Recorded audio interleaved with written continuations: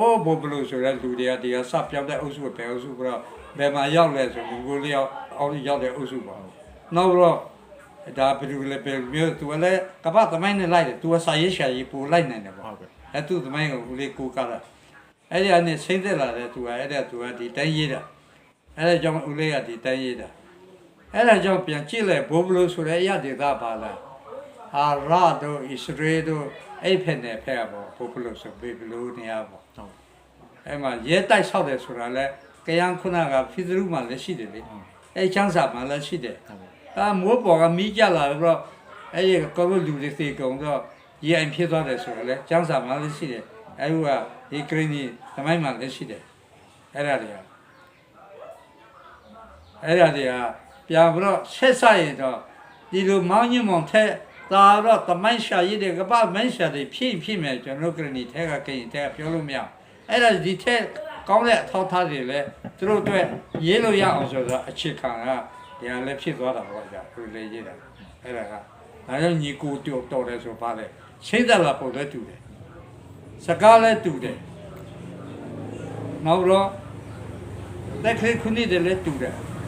အဲ့ဒါကြောင့်ကိုကစိတ်ဝင်စားစရာပေါ့ကမ်းရံမျိုးတွေပေါ့အဲ့တော့ဟိုအမှကျွန်တော်ဖတ်ကြည့်တော့မြန်မာပြည်နဲ့ဟိုအဲ့ဒီဂရနီနဲ့ပေါ့နော်စာချုပ်ကြတဲ့အပေါ်ပေါ့နော်စာချုပ်ကြတယ်စစ်ပွဲတွေဖြစ်တယ်နေမြေခွဲလိုက်တယ်နေမြေတွေကိုနေမြေကိုပြန်ယူကြတယ်ပြီးတော့စာချုပ်တဲ့ဟိုဘီရင်နေနဲ့စာချုပ်တဲ့အရာတွေလည်းဘို့တစ်ချက်ပြောပြခြင်းဒီလိုပထမဆုံးကအင်္ဂလိပ်ကရခိုင်နဲ့တနင်္သာရီနဲ့အတမ်နိပရသိမ်းပြီးနောက်ပိုင်းမှာအင်္ဂလိပ်ကမြို့တော်မော်လမြိုင်မှာထားတယ်မော်လမြိုင်မှာထားတော့ဟာအင်္ဂလိပ်ကမြို့တော်မှာရှိတယ်ဘယ်တော့မြောင်မြင်ကြည့်လဲကျွန်တော်တို့ရဲ့ကောင်းဆောင်ကကေဖူဒူဆိုလို့ခေါ်တယ်သူ့နာမည်သွားမင်းသွားသူ့သားကိုချွေး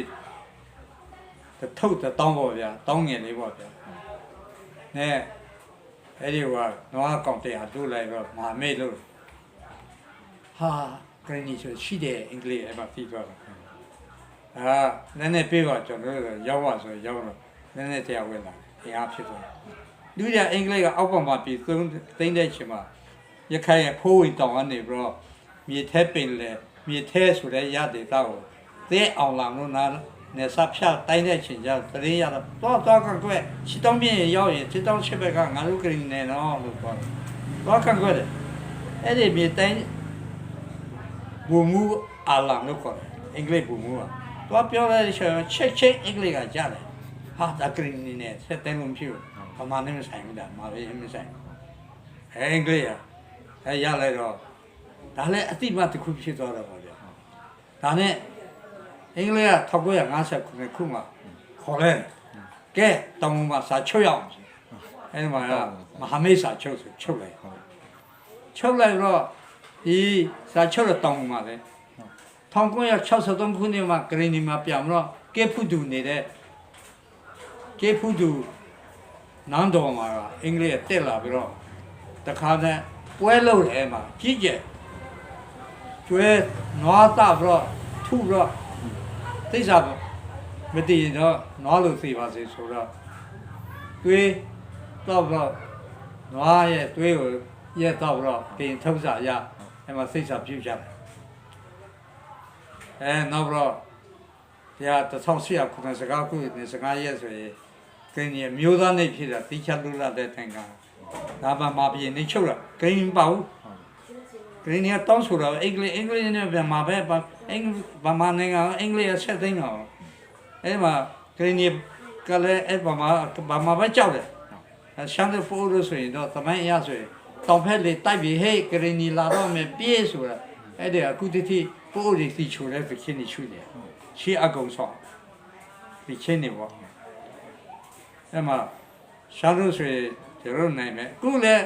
ပိုး PNA ဆိုရင်ရှေးအုပ်စုနဲ့ပေါင်းတယ်လာတယ်အဲ့မှာကနေမှာလာတယ် PNA ကခုကရာနေရှိသေးတယ်ပဲပိုးရီအဲ့မှာအဲ့မှာနေပဲကူချစ်ကူတော့အရင်တောင်းတယ်တိုက်တယ်ဒီသမိုင်းနေရှိတယ်နှခါတိုက်တယ်အဲ့ဒါရှမ်းနေမဟုတ်ပါတင်နဲ့တိုက်တယ်ဒါမှမဟုတ်နိုင်တော့သူကောင်းဆောင်ရှုံးတော့ဇွမ်းကောင်းနဲ့ဖမ်းမိတဲ့နေ နော်ဒါနဲ့ခုတ်လို့မရတော့နောက်ဆုံးပါလို့ဝိုင်းရင်တို့နဲ့ထိန်တော့ရိုက်သွေးပြီးတော့မြင်မြုပ်တယ်ဆိုရင်အဲ့မြုပ်တဲ့ကောင်ဒီနားမှာကောင်ဒီကောင်ဆိုကုတိရှိတယ်အဲ့ဘာမှလူပြောတော့ပမာရဲ့သမိုင်းအားရောနာမည်ကတော့သေနာခံပူနာခံတယ်ကျွန်တော်တို့ကိန်းဒီနာမည်ကတက္ကနာလို့ခေါ်တယ်အဲ့ဒီပမာသူရဲ့ကောင်သပ်တယ်ဒီချုပ်လည်းပမာသူရဲ့ကောင်လို့ပြောတယ်ဒါတချုပ်မဟုတ်ဘူးအဲ့ဒီကရှမ်းပါပဲဒါတော့ပမာစစ်တပ်နဲ့ပါလို့ပမာသူရဲ့ကောင်လို့ပြောတယ်အဲ့တဒုမျိုးပါပဲအိန္ဒိယအဲ့ဒီပိယမျက်ဆောက်တော့ဖက်ပါအဲ့ဟိုရက်ဆောက်တော့ဖက်ပါ အဲ့တော့ကျွန်တော်အဖိုးမြန်မာစာချုပ်နဲ့မြန်မာပြည်နဲ့ဟိုစာချုပ်ချုပ်ဆိုကြတယ်နော်ပြီးတော့နောက်စာချုပ်တစ်ခုထပ်ချုပ်တယ်ဟိုအင်္ဂလိပ်လူနဲ့လည်းစာချုပ်ထပ်ချုပ်တယ်ပြီးတော့သူတို့ဟိုစာချုပ်ချုပ်တဲ့အချိန်မှာသူကဟိုကျွဲဂျူပေါ့နော်ကျွဲဂျူနွားဂျူအကြားမှာစာချုပ်ယူတူပြီးတော့စာချုပ်ဟိုထားရတယ်အဲ့ဒါသစ္စာပြုကြတယ် အဲ့ဒါမှာမိတ်စာချုပ်တိချလူလူလာစာချုပ်မှာတရားတိချလူလာခပြပမာလည်းမထိနဲ့ငါတို့အင်္ဂလိပ်လည်းမထိဘူးကဲအင်္ဂလိပ်ရပမာလည်းခင်ဗျားအင်္ဂလိပ်မထိနဲ့ကျွန်တော်ပမာလည်းမထိဘူးဆိုတော့သူကခရပြေလူလာရေးပြတာဟိုခုနအင်္ဂလိပ်စာချုပ်ကြတော့အဲ့ဒါကလူလာရေးစာချုပ်မဟုတ်ဘူးဒါမဟာမိတ်စာချုပ်စာပြန်ကြည့်ရလူလေးစာချုပ်အဲ့မဟာမိတ်စာချုပ်နော် မဟာမိတ်စာချုပ် ဟိုရေကြီးမှု delete တွေလည်းသူတို့ဟိုရေကြီးမှု delete ထုံးစံအရာပေါ့နော်အဲ့တော့ဟိုတစ္ဆာရည်လည်းတောက်ကြတယ်မဟာမိတ်စာချုပ်ချုပ်ဆိုတဲ့အချိန်မှာအဲ့တော့သူကျွဲသွေးနဲ့အရက်ကိုရောပြီးတော့တောက်တယ်နွားသွေးနဲ့နော် နွားကြွအဲ့ဒါ နွားကြူ နွားကြွကိုကျုပ်လို့ခေါ်တယ်အဲ့ဒါငွေနဲ့ကုတာ အဲ့ဒါဘလို့ဟိုပါပေါ့အရက်နဲ့ဟိုကျွဲနွားကြူနဲ့ဟိုနွားသွေးနဲ့အဲ့ဟိုရောပြီးချက်ပြီးတော့ဘလို့လောက်ကြလဲပေါ့နော်အဲ့ဒါလေးချက်သိတယ် သူကအဖွားအိုရဲ့ရှိတယ်အဲ့ဒီကေဖို့တူရဲ့ကျွန်တော်ဘီရင်လို့ပြောရမှာပေါ့နေရဲ့ကိုနေရဲ့ကြီးရှုံးကဘီရင်ပေါ့ကေဖို့တူကနေပြီးတော့သူ့အမေရှိသေးတယ်မသိသေးဘူးသူ့အမေကကျင်ဆဲပြီးတော့နွားကောင်းကျင်ဆဲပြီးတော့ကဲနှစ်ဖက်ကိုသူ့အမေကသိစာတိုက်ကျွန်တော်ယူဆကလူကြီးတွေသိစာတိုက်ရင်တော့ရှုမယ်အခုထိအဲ့လိုပဲသူ့အမေကအရက်နဲ့နွားသွေးယူတော့အင်္ဂလိပ်တစ်ခွဲအင်္ဂလိပ်ကိုတိုက်ကရနီကောင်းဆောင်ကိုတိုက်ကျင်းဆဲပြီးတော့အဲ့မှာက